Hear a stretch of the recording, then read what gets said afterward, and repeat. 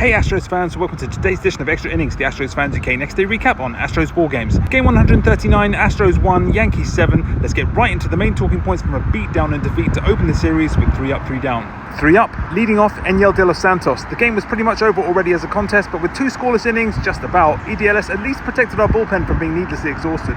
Up second, Cam Smith. He picked up a base hit to mercifully end any no-hitter possibility and also drew a walk. Nothing extraordinary, but this was actually one of the brighter points in a pretty woeful game for us. Up third, AJ Bluebore. Again, he pitched a scoreless ninth, and again, I can't help but feel he's better off being saved for use in the game we have a chance to win. 3 down, first out, Framber Valdez. Unfortunately, it was a night that ended up disastrously for Framber on multiple levels in what was a game of extremes for him. After a solid enough first inning, he gave up a 2-run homer to Jazz Chisholm Jr. in the second that put us behind before locking in for the third and fourth, picking up multiple strikeouts with his curveball looking sharp. However, things fell apart brutally in the fifth as after a walk and 2 singles left the bases loaded, Framber struck out Giancarlo Stanton to hint at a possible escape, but then in ignoring standing catcher Cesar Salazar's plea for him to step off, Framber served up a middle mistake to Trent Grisham that was duly dispatched into the Crawford boxes for a shattering grand slam that put us down 0-6, a killer blow. To make matters much worse, Framber then hit Salazar 2 pitches later with a cross-up that, in just turning away from Salazar afterwards, was at best an unprofessional allowance of frustration overtaking him, which at this stage of his career he should know much better than, or at worst, an outrageous act of childish malice in deliberately lashing out at Salazar. Only Framber will know for sure beyond the public comments, but it was a terrible look, and I suspect behind closed doors Joe Espada will have had some much sterner words with him.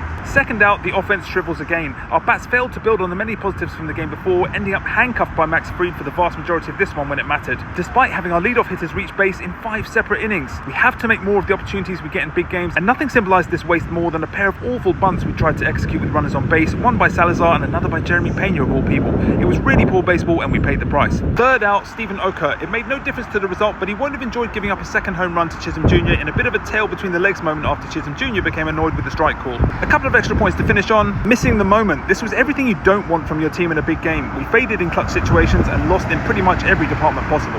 And under a hex, this defeat made it 8 straight losses at home versus the Yankees in the regular season. That's a horrible stat and something we really have to set right starting tonight.